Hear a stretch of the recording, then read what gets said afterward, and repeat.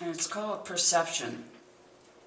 For a month I had been in a funk, not wanting to do anything, being grumpy, having no energy or interest, not wanting to go anywhere or to be with anyone, letting bookwork and projects slide, and feeling the worst I have in a long time.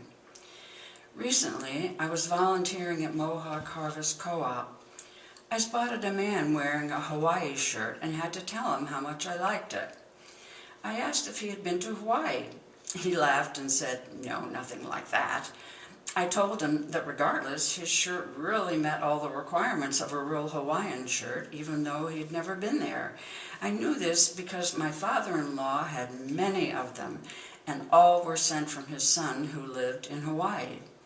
Well, he told me, the reason he had the cool shirt was because it was comfortable and he loved the colors. So I asked if he were an artist.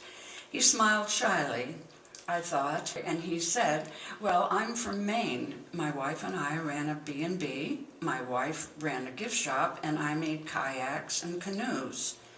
When I asked if he meant models or real ones, he said real ones, 12 and 16 footers.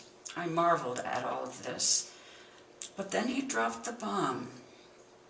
He volunteered that he and his wife were here from Maine because their daughter had been killed in the Schoharie limousine crash, and they were here for the trial. I stood there with my mouth open, my heart pounding and my eyes tearing up.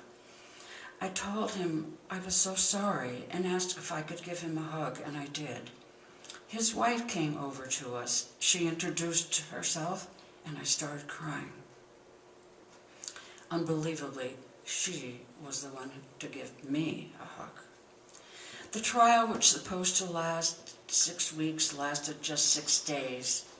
The father told me they spoke to a young woman juror who told them there was just no doubt, and the next to be tried should be Mavis. These people, seemingly just like another couple shopping at the co-op, shared an unbelievable story of personal tragedy with me, a person moping around for nothing. They changed my perception of life. I will never forget them and their quiet dignity. Perception is everything. My brief conversation with them reminded me of the fact that one never knows what other people have gone through and are currently experiencing. All people should be treated with kindness and understanding in case those actions are exactly what they need at the moment.